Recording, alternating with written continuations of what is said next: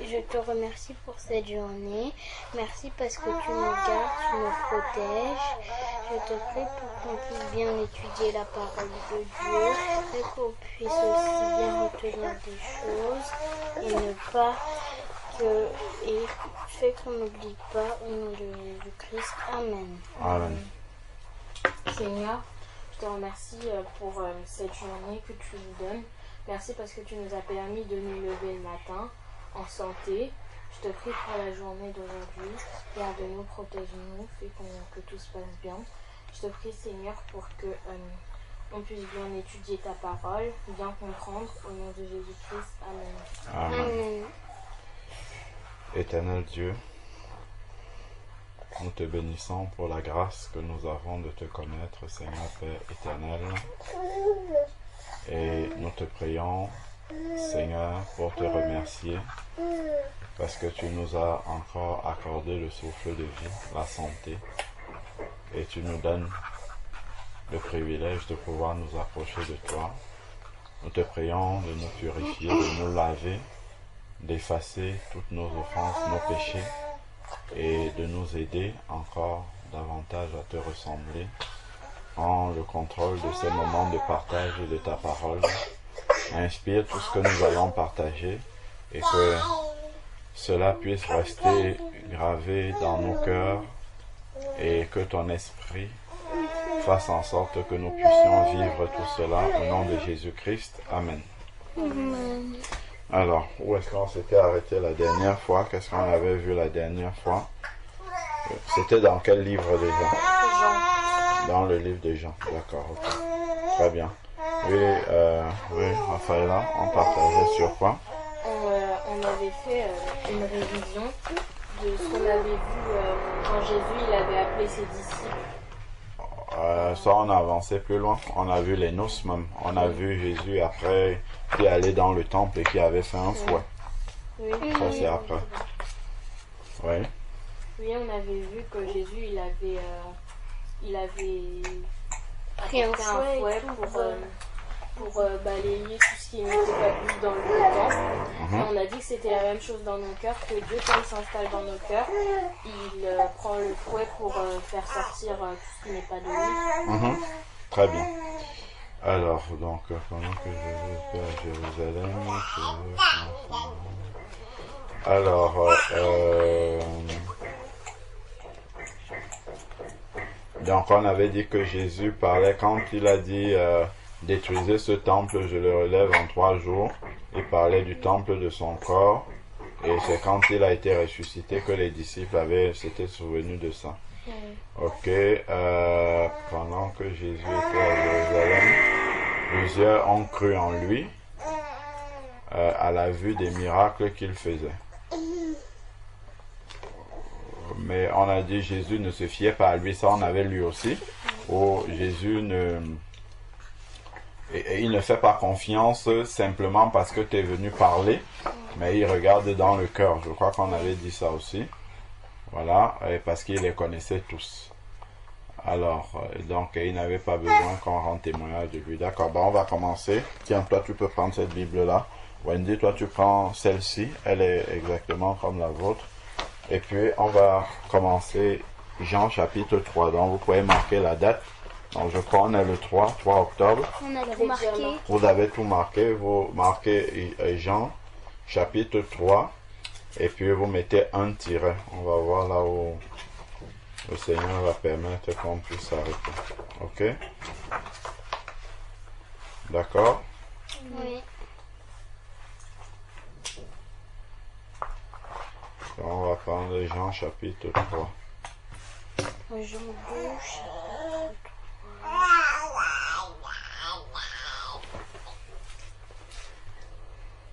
Jean chapitre 3 parle d'une histoire que vous connaissez. Vous vous souvenez d'un chant que maman vous avait appris. Nicodème écoute. Nicodème. Il aimait Jésus, mais il ne comprenait rien. appelé Nicodème. Il aimait Jésus, mais il ne comprenait rien.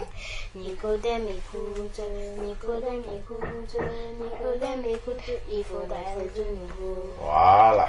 Donc, Nicodème écoute, il faut naître de nouveau. Voilà. Donc, on va partager sur la rencontre de Nicodème avec Jésus-Christ. Donc, vous voyez dans Jean 1, on a vu différentes personnes que Jésus a rencontrées. Vous vous souvenez des personnes qui ont rencontré Jésus dans Jean 1? Voilà, citez-moi quelques-uns. Oui. Philippe. Oui. André. Pierre. Oui. Nathanaël. Oui. Voilà. Donc, et on a vu que pour chaque personne qui rencontrait Jésus, Jésus avait une manière différente de leur parler. Oui. Ok? Il avait une manière différente de leur présenter le royaume de Dieu, le salut en Jésus, d'accord? Donc voilà, Nicodème est une nouvelle personne aussi qui va rencontrer Jésus. Et on va voir aussi que la manière dont Jésus va discuter, va parler avec lui sera aussi différente de tout ce que tu as cité là. D'accord? Donc on voit que pour chaque personne, Jésus avait un discours adapté au cœur de cette personne-là. Ok? Voilà, donc on va voir quelque chose d'important. Donc on va commencer la lecture. Wendy, tu lis à partir du verset 1 et on s'arrête à chaque verset et puis jusqu'à ce que je te demande de t'arrêter. D'accord? Oui. Ok. Mais il y eut un homme d'entre les pharisiens nommé Nicodème, un chef des Juifs. D'accord, c'est bon. Là, c'est le premier verset, on a fini. Donc, qu'est-ce qu'on nous dit? Qu'il y avait un homme qui s'appelait Nicodème. D'accord? Donc, il était d'entre les pharisiens. Donc, les pharisiens, c'était des Juifs qui observaient la loi de Moïse, d'accord? Et ils étaient les plus... ils voulaient tout observer à la lettre, d'accord? Faire tout bien parfait et ils exagéraient même, ok? Donc, pharisiens, ils voulaient tout faire exactement comme c'était écrit et ils voulaient même imposer que les autres puissent le faire aussi, d'accord? Et donc, Nicodème faisait partie des pharisiens, de ceux-là, ok? Et on dit qu'il était un chef des Juifs. Donc, il était celui qui conduisait, si vous voulez, qui enseignait les autres parmi les Juifs. Ok? À obéir à la loi de Moïse. Ok? Donc, jusque-là, vous voyez qui est Nicodème. Enfin, comment Nicodème était dans la société juive. D'accord?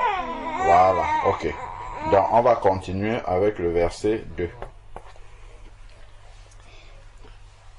Qui vint, lui, auprès de Jésus. Relis encore. Lis bien ce qui est écrit. Chaque mot est important. Nicodème, un chef des Juifs, Oui. qui vint, lui,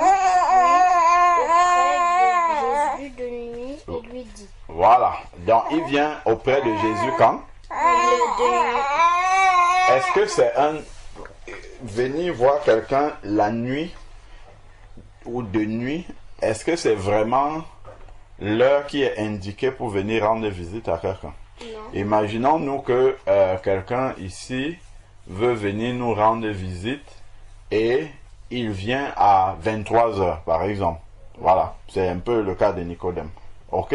Oui. Il vient de nuit. Est-ce que c'est une heure appropriée pour venir nous voir? Non. Est-ce qu'on ne va pas s'interroger déjà pour savoir, mais on était là la journée, pourquoi il n'est pas venu la journée? D'accord? Il vient de nuit. Voilà.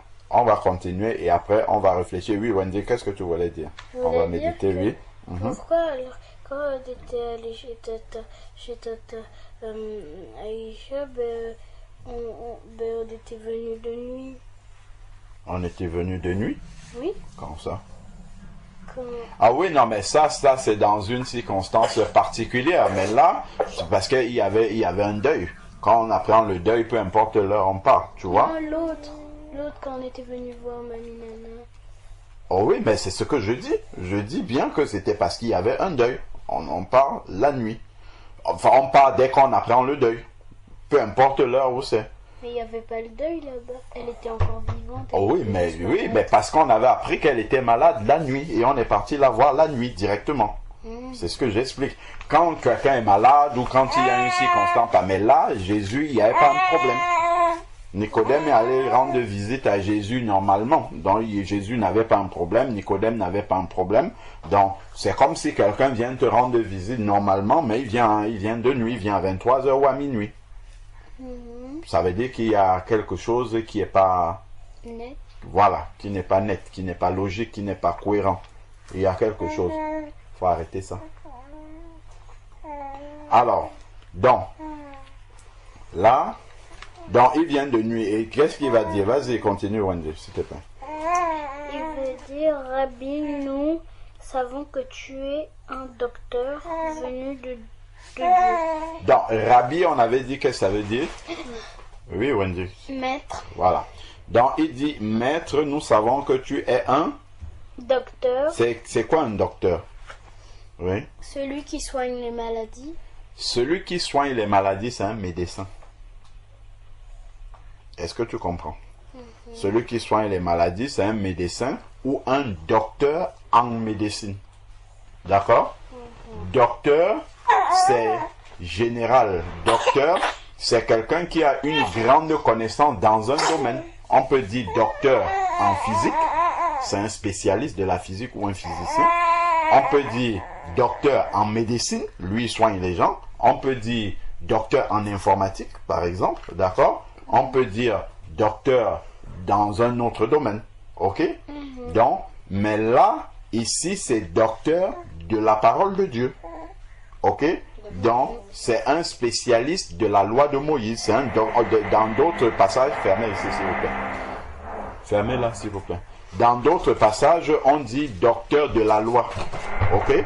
C'est-à-dire que il connaît bien la loi aussi bien que un médecin connaît la médecine. D'accord? Voilà. Donc, c'est un spécialiste. Voilà. D'accord? Donc, ici, quand on dit un docteur, bon, ils n'ont pas précisé, c'est docteur de la loi. Donc, un spécialiste de la loi de Moïse. Voilà. Donc, on continue. Et qu'est-ce qu'il lui dit? On est en train de lire. Car personne ne peut faire... Ah, donc il dit à Jésus que Jésus est un docteur. Donc, il appelle un maître, rabbi, d'accord? Et il reconnaît que Jésus est un docteur, c'est-à-dire qu'il connaît bien la loi de Moïse. Ok? Continuons. Car personne ne peut faire ces miracles que tu fais si Dieu n'est avec lui. D'accord, ok. Est-ce que Jésus faisait ces miracles la nuit? Non. Il faisait en plein jour devant tout le monde. D'accord? Mais quand Jésus faisait les miracles en plein jour devant tout le monde, il ne venait pas lui dire ça devant tout le monde.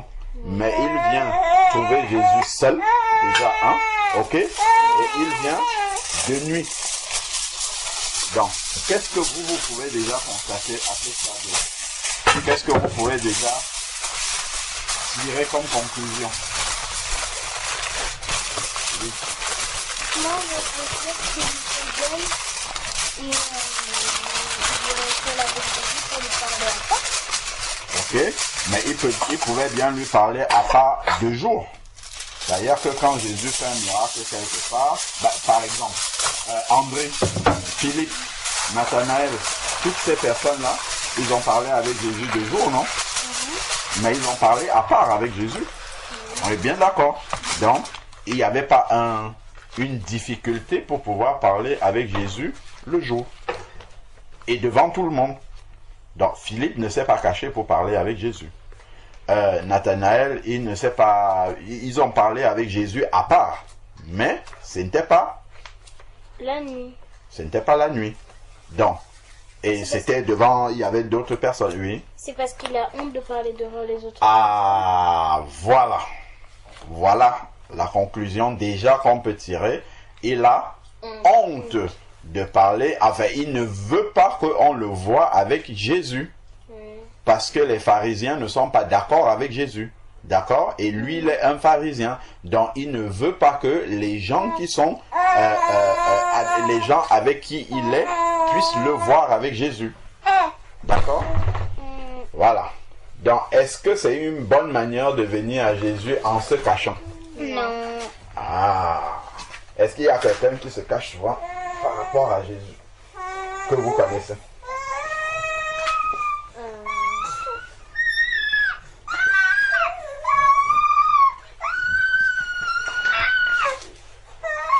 Est-ce que vous connaissez quelqu'un qui se cache souvent? Non. Ça, c'est comme avoir honte de Jésus. Hein? Ce que Nicodème est en train de faire là, c'est comme avoir honte de Jésus. Parce qu'il ne veut pas qu'on le voit parler avec Jésus. Pourquoi? Parce que si on le voit parler avec Jésus, les pharisiens ne vont plus l'accepter. D'accord? Parce que les pharisiens étaient contre Jésus. Donc, ils préfèrent venir de nuit. Ils préfèrent venir de nuit pour parler avec Jésus, pour qu'on ne le voit pas. D'accord? Donc, il veut en même temps Jésus, mais en même temps rester avec les pharisiens. Est-ce que vous voyez déjà les conclusions? Il veut en même temps être avec Jésus et en cachette et rester en public avec les pharisiens. Est-ce que ça c'est bien ça? Non. Voilà. Donc, et ça c'est quelque chose que Jésus discerne. Ok?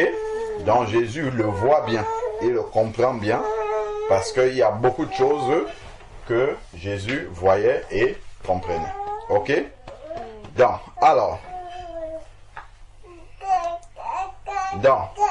on peut déjà, bon, on va finir juste la phrase et puis on va écrire. Vas-y, finis la phrase, Wendy. Enfin, finis le verset. Jésus lui répondit. Oui, ça c'est Jésus lui répondit, ça c'est déjà le verset 3. Donc on va déjà écrire sur les deux premiers versets.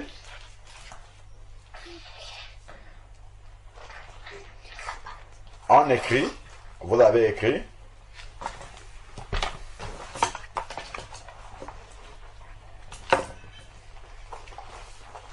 Pour venir à Jésus, pour venir à Jésus, pour venir à Jésus, tu peux écrire sur la table ici. Attends, je vais déplacer ça. Donc, pour venir à Jésus,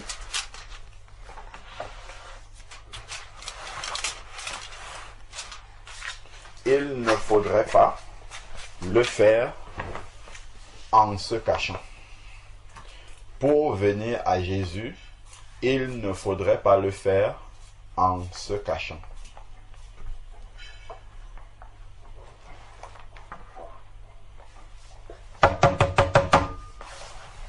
Pour venir à Jésus, il ne faudrait pas le faire en se cachant.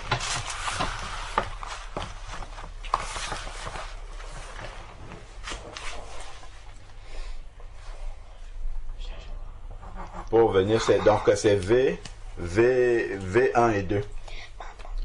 Pour venir à Jésus, il ne faudrait pas le faire en se cachant. Entre parenthèses, V1-2. Ok? Oui. Voilà. Il ne faudrait pas le faire en se cachant. V1-2. Voilà. Parce que on peut écrire parce que Jésus n'est pas mort pour nous en se cachant. D'accord?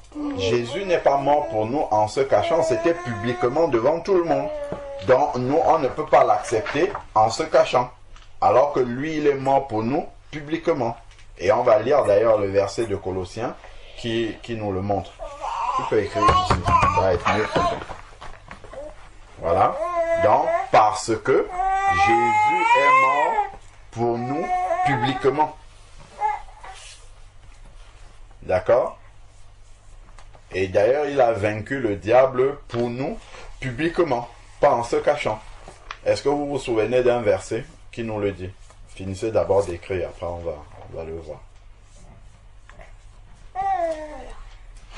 Parce que Jésus est mort pour nous publiquement. Alors, donc vous tournez les Bibles dans Colossiens chapitre 2. Colossiens chapitre 2. Colossiens chapitre 2, on va prendre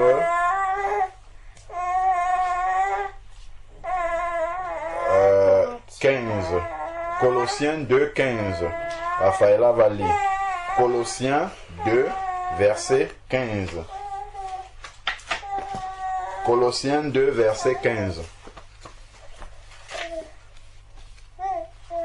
Colossiens, c'est après Actes des Apôtres, Romains. Donc après Jean, il y a Actes, il y a Romains, il y a 1 Corinthiens, 2 Corinthiens. Il faut avancer, Galates, ainsi de suite, Éphésiens. Et puis vous allez tomber sur Colossiens après.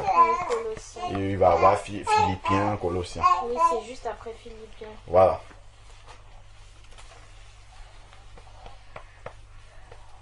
Dans Colossiens chapitre 2, verset 15, on attend Wendy. Moi, je vois que Thessaloniciens. Oui, c'est avant Thessaloniciens, Je Colossiens. veux dire Éphésiens, C'est après Philippiens. Éphésiens, Philippiens, Philippiens. et tu vas voir Pierre. Colossiens après. Moi, après Philippiens, il y a écrit Pierre. Non, tu ne regardes pas au bon endroit. Je peux chercher. Ben, tu peux regarder ta Bible, on t'a donné, au lieu de lire les versets, les livres, tu tournes, tu vas traverser, on t'a dit, Actes des Apôtres, tu vas voir Romains, tu vas voir... Après, c'est après. C'est avant Thessaloniciens, tu dois reculer. Recule. Recule. C'est avant Thessaloniciens que tu as Colossiens. Juste avant, pas après, avant. Avant Thessaloniciens, tu vas trouver Colossiens. C'est ce que je te dis. Là, tu as Jean. Voilà. Là, tu as Thessaloniciens. Donc, c'est avant.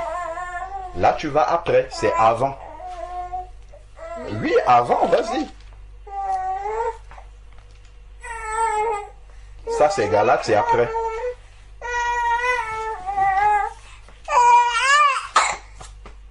Juste après. C'est après Philippiens. C'est juste après.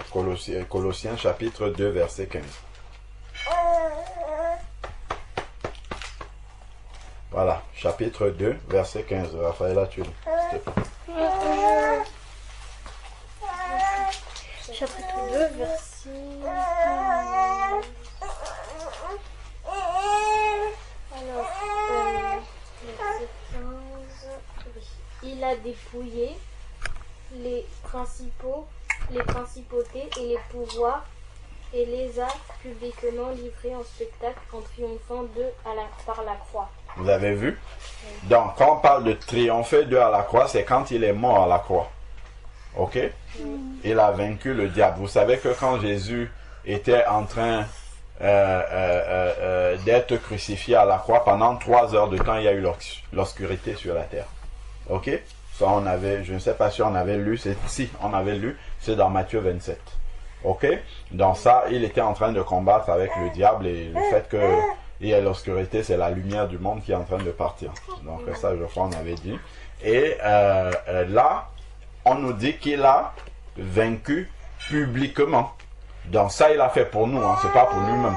Donc c'est pour nous. Donc Jésus est mort à la croix pour nous publiquement. Donc nous, on peut pas, il ne peut pas d'ailleurs concevoir que nous, on l'accepte en cachette.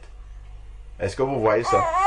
C'est pour ça que Jésus va toujours permettre des circonstances, des situations où il va falloir que les gens sachent que nous sommes chrétiens. On ne pourra pas se cacher. Ok? Donc si on se cache, ça sera comme si on vient voir Jésus de nuit. Ah, vous voyez, hein? Oui. Et si Jésus allait se cacher pour mourir pour nous, d'ailleurs, le diable ne saurait pas que Jésus est mort pour nous.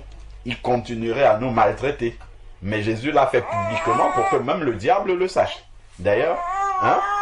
D'ailleurs, c'est pour ça que le baptême aussi est un engagement public de sa foi aussi. Parce que Jésus, il est mort aussi publiquement. Pour nous, donc on doit l'accepter publiquement. Les gens doivent le savoir et le diable aussi. Ok? Donc vous mettez le verset entre parenthèses Colossiens 2,15. Donc on a dit parce que Jésus n'est pas mort, est mort pour nous publiquement. Je crois que c'est ce qu'on a écrit. Hein. Oui. Vous mettez entre parenthèses Colossiens 2,15. Colossiens 2,15. Ok? Donc si nous sommes enfants de Dieu, il faut s'attendre à ce que le Seigneur nous mettre toujours dans les circonstances où publiquement il faudra que nous puissions témoigner de notre foi. Ok? Oui. Voilà. Alors, on continue, Wendy. Verset 3 maintenant. Jean 3, 3. Jean, on revient dans Jean chapitre 3, verset 3. Jésus lui répondit, en vérité, je te le dis, si un homme ne naît de nouveau, il ne peut voir le royaume de Dieu. Ah, tu peux relire la fin du verset 2. Qu'est-ce que Nicodème avait dit? Juste ce que Nicodème avait dit à Jésus. Rabbi, nous savons que tu es un docteur venu de Dieu, car personne ne peut faire ces miracles que tu fais si Dieu n'est avec lui. Et Jésus lui répond quoi? En vérité, je te le dis, si un homme ne naît de nouveau, il ne peut voir le royaume de Dieu. Est-ce que Jésus et Nicodème parlent de la même chose? Non. Non. Est-ce que Jésus répond à la question de Nicodème? Non. Nicodème, qu'est-ce qu'il voulait savoir? Comment Jésus fait des miracles? Oui. Et il lui disait que Jésus est de Dieu. Et Jésus, lui dit quoi? En vérité, je te le dis, si un homme ne naît de nouveau, il ne peut voir le royaume de Dieu. Voilà. Donc, déjà, Jésus est en train de montrer à Nicodème que pour comprendre déjà ce que... De là, tu dis que je suis un homme qui vient de Dieu. Pour comprendre déjà vraiment que je viens de Dieu et les miracles que je fais, il faut que tu naisses de Nouveau. Voilà. Mais Nicodème, c'était pas n'importe qui. On a dit que Nicodème, c'était qui? C'était un pharisien. Un chef des Juifs, un docteur de la loi. Il enseignait les gens. C'est comme si tu dis à un pasteur qui a une église et qui enseigne les gens, il faut que tu deviennes chrétien. D'accord? Voilà, c'est un peu comme ça. C'est un peu comme si tu disais ça à un pasteur. Il faut que tu deviennes chrétien. Oui. Je comprends pas. Si on se dit à un pasteur, il faut que tu deviennes chrétien, c'est un pasteur, donc il dirige une église chrétienne. Ah! Ben, Nicodème, justement, dirigeait les Juifs, mais si Jésus lui dit qu'il faut que tu naisses de nouveau, ça veut dire qu'il n'était pas né de nouveau. Donc, on peut parler de Dieu, on peut même être un chef de ceux qui parlent de Dieu, mais sans connaître Dieu réellement. Est-ce que vous avez compris ça? Parce que connaître Dieu, c'est vraiment vivre et avoir la crainte de Dieu. Vivre selon les principes de Dieu et avoir la crainte de Dieu, ce n'est pas juste parler de lui. Est-ce que vous voyez la différence maintenant? Parce que Nicodème parlait de Dieu. Il parlait de la loi de Moïse, il la connaissait très bien. Mais il enseignait même aux autres et il était un chef de ceux qui enseignaient. Et Jésus lui dit, il faut naître de Nouveau. Ah, vous voyez? Naître de nouveau. Ben, c'est comme nous pouvons dire que nous sommes des chrétiens, mais Jésus nous dit, il faut naître de nouveau.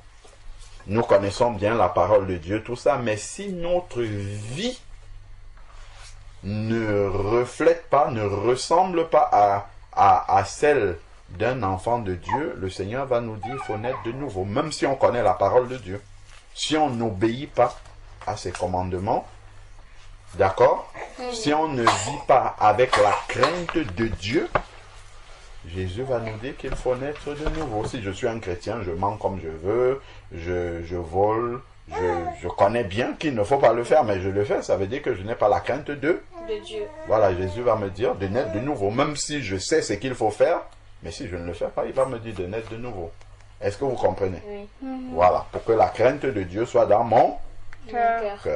C'est une chose de dire qu'on est un enfant de Dieu, mais il faut que la crainte de notre vie doit prouver. C'est ce qu'on voit depuis. Ok? Oui.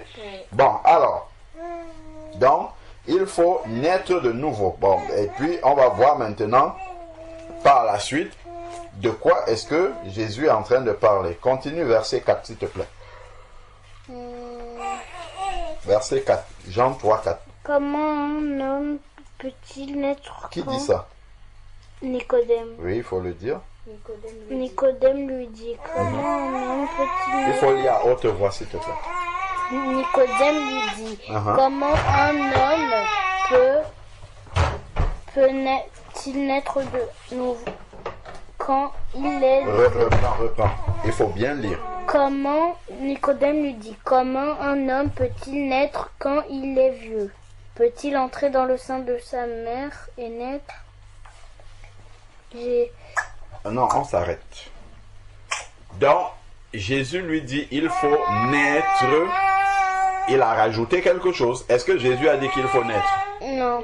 Il a dit qu'il faut naître De nouveau. C'est différent de naître. Il faut naître de nouveau. C'est-à-dire que tu étais déjà né du ventre de ta mère, mais là maintenant, il y a une autre naissance que tu dois expérimenter, que tu dois vivre. Donc ce n'est pas la naissance physique. C'est pour ça que Jésus a dit naître de nouveau. D'accord? Donc c'est une naissance qui est différente.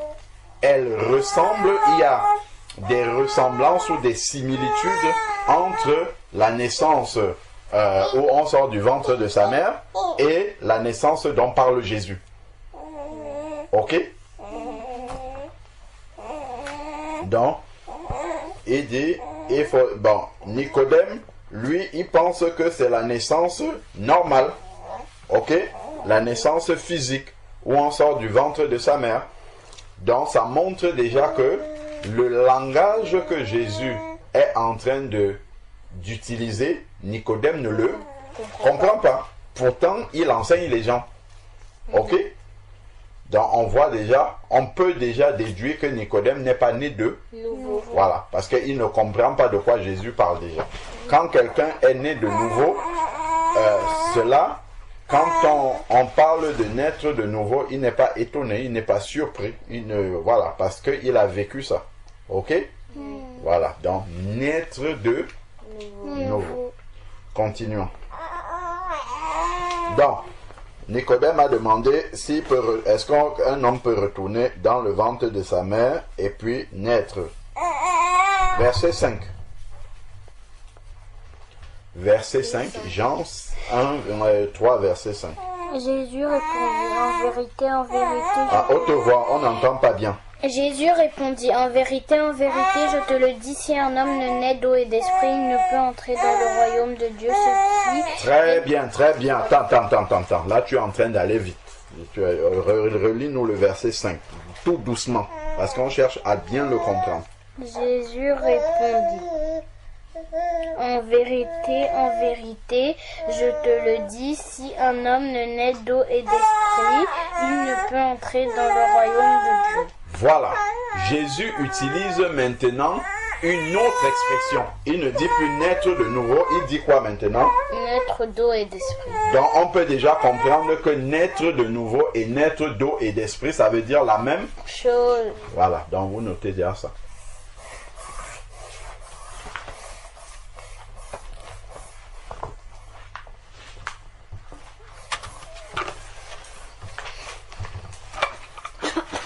Jésus n'a pas demandé à Pierre, lorsqu'il a rencontré, de naître de nouveau. Il n'a pas demandé à André de naître de nouveau. Il n'a pas demandé à Philippe de naître de nouveau. Il n'a pas demandé à Nathanaël de naître de nouveau. D'accord? Parce qu'ils étaient déjà en train de naître de nouveau. Le fait qu'ils aient tout quitté pour suivre Jésus, ça c'était déjà un signe de la nouvelle naissance. Mais Nicodème, lui, vient de nuit. D'accord? Pour parler avec Jésus. Donc, il n'a pas encore décidé du camp qu'il va choisir, ou rester dans son ancienne vie avec les pharisiens, ou venir avec Jésus. Il veut un peu des deux. D'accord? En se cachant avec Jésus et en étant avec les pharisiens. Il faut se décider. Ok? Il faut se décider entre comment on était avant et Jésus. D'accord? Donc, il y a un choix à faire. Voilà. Donc, on va noter. Il faut poser ton cahier sur la table. On va noter. Pour être sauvé par Jésus, il faut naître de nouveau. On va noter ça comme ça d'abord au début. Pour être sauvé par Jésus, il faut naître de nouveau. C'est-à-dire naître d'eau et d'esprit. Vous mettez entre parenthèses, il a parlé de ça dans quel verset? Verset 4. Non, le verset Oui, on va dire 4. On va dire 4. et 5. Pour être sauvé par Jésus. Oui, pour être sauvé par Jésus, il faut naître de nouveau, c'est-à-dire naître d'eau et d'esprit. Entre parenthèses, V4-5.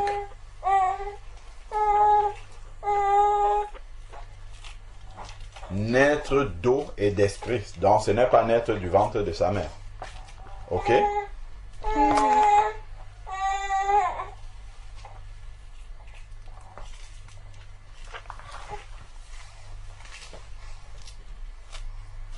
Naître d'eau et d'esprit.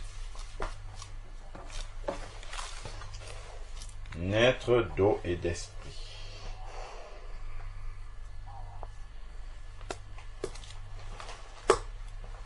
Ok? Oui. Donc, naître d'eau et d'esprit,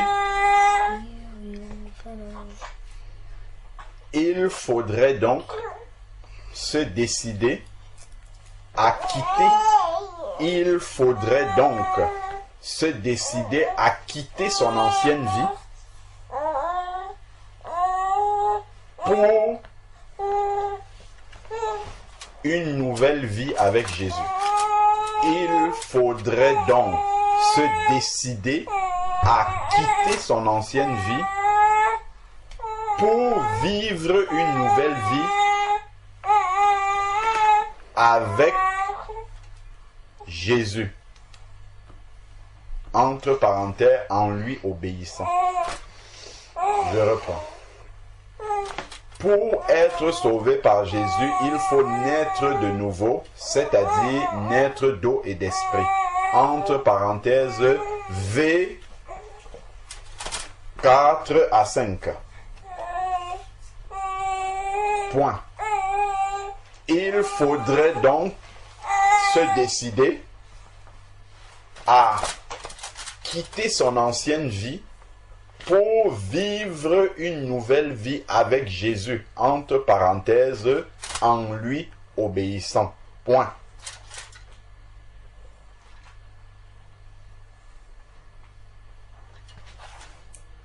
En lui obéissant. Point. Ok? Mais après ancienne, c'est quoi? Ancienne vie. Hein? Il faut décider de quitter son ancienne vie pour vivre une nouvelle vie avec Jésus. Entre parenthèses, en lui obéissant. Point.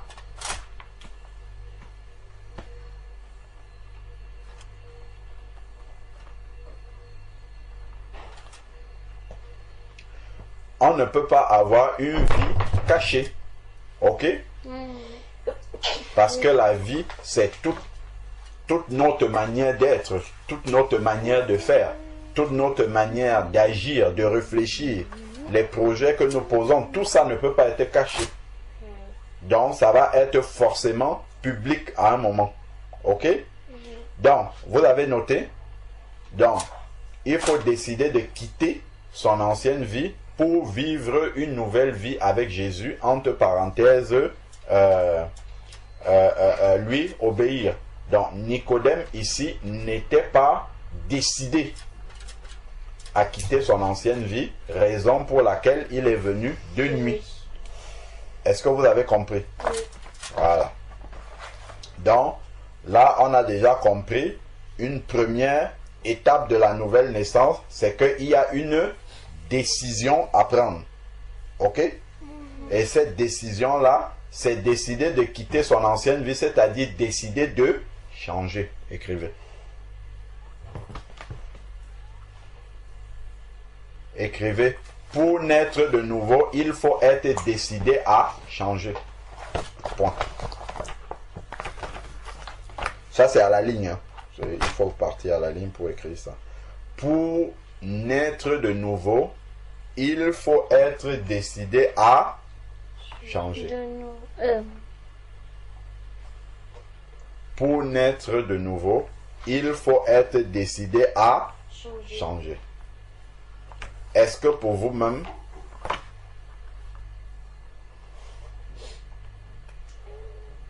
vous voyez déjà des questions? pour votre propre vie. Est-ce que vous êtes décidé à changer? Est-ce que vous êtes décidé à vivre publiquement pour Jésus? C'est-à-dire à prendre des décisions, à faire des choses que tout le monde ne fait pas forcément. Publiquement, pas en se cachant. Est-ce que vous voyez? Donc c'est ça, naître de nouveau. Ben, Oui. Par exemple, quand on est à la cantine à l'école, Mhm. moi en fait je prie dans mon cœur, je sais pas à haute voix, mais est-ce que c'est... Oui, tu n'es pas obligé, tu n'es pas forcément obligé de prier à haute voix pour que tout le monde sache que tu es un enfant de Dieu, mais il faut prier. Oui. D'accord? Il faut prier, c'est quelque chose qui est important. Parfois, tu peux être amené à prier en fermant les yeux clairement qu'on te voit. Parfois, tu peux t'arrêter un moment et puis prier. D'accord? Moi, Voilà. je garde les yeux ouverts quand je fais ça. Mais... Tu peux garder les yeux ouverts certaines fois tu peux fermer les yeux, c'est vraiment comme tu es conduit, mais il faut prier. D'accord? Voilà. Moi, je me rappelle que il y a des années en arrière, souvent j'allais manger avec mes collègues à midi au restaurant du travail. Et quand on arrivait, il y avait d'ailleurs un de mes collègues qui était musulman. Et devant lui, je fermais les yeux et je priais à haute voix. Parce que j'étais conduit à faire comme ça à ce moment-là. Mais je ne le fais pas toujours de cette manière-là. D'accord? Voilà. Parfois, je peux rester un moment où les autres ont commencé à manger. Moi, je ne mange pas. Et puis, je suis en train de prier. D'accord? Voilà. Donc, c'est vraiment de la manière dont on est conduit. Ce n'est pas systématiquement qu'on doit, par exemple, fermer les yeux et commencer à prier à haute voix. Ou bien, voilà. Mais il ne faut pas aussi ne pas fermer les yeux parce qu'on a honte. Est-ce que vous comprenez? Il faut vraiment que ça soit clair dans notre cœur. Ok? Je ne ferme pas les yeux parce que j'ai honte. Non. Ok? Je peux, si je sens l'envie de fermer les yeux, je ferme les yeux. Si je veux rester les yeux ouverts, je garde les yeux ouverts. Ok? Est-ce que vous comprenez? Oui. Voilà. Donc, mais il ne faudrait pas que l'attitude que j'ai soit guidée et conduite par la honte des autres. Ça veut dire que là, j'ai honte de Jésus. Ok? Voilà. Donc, ça fait déjà des sujets de prière. On va continuer la prochaine fois par rapport à naître de nouveau parce qu'il y a beaucoup de choses à dire dessus. Ok? Mais déjà, on a compris que pour naître, pour vraiment être sauvé par Jésus, il faut naître de nouveau. On a compris. On a dit naître d'esprit et d'eau. On va expliquer ça la prochaine fois, mais là, on va commencer déjà par expliquer des choses simples. C'est qu'il faut être prêt à quitter son ancienne vie, donc à changer, en fait. Ok? Il va être prêt à changer et pas à changer en cachette. D'accord? Notre changement va être public à un moment donné, ça va se voir publiquement. Et les gens vont nous demander pourquoi tu as changé. Il ne faut pas qu'on se cache. Qu'on dise que oui, bon, c'est parce que je veux. Non. Voilà, j'ai accepté Jésus dans ma vie et il a changé ma vie. Avant, je faisais comme ça, maintenant, je fais autrement. Et c'est une manière de témoigner, d'amener les gens à Jésus. Ok? Est-ce que vous avez compris? Oui. Quels sont les sujets de prière que vous voyez qu'on peut tirer de ce que nous avons lu? Est-ce que vous voyez des sujets de prière? Moi, j'ai un sujet de prière. Oui, je t'écoute, mademoiselle Lawen. En fait, c'est qu'on puisse naître de nouveau, mais pas en cachette. Que on Puisse parler avec lui, mais pas en cachette, ne pas avoir honte de lui. Voilà. Ne pas avoir honte de Lui. lui. D'accord. Parce que lui, il n'a pas eu honte de nous. Il est mort publiquement pour nous. Ok? Pas en se cachant. Ok? Très bien. Premier sujet. Vous en avez un autre?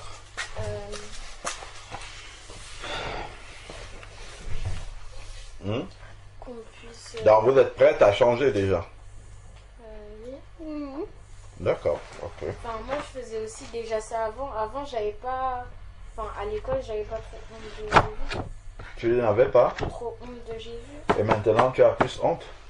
Non. D'accord. Mais c'est normal parce que c'est un collège catholique. Mais même, non. Pas forcément.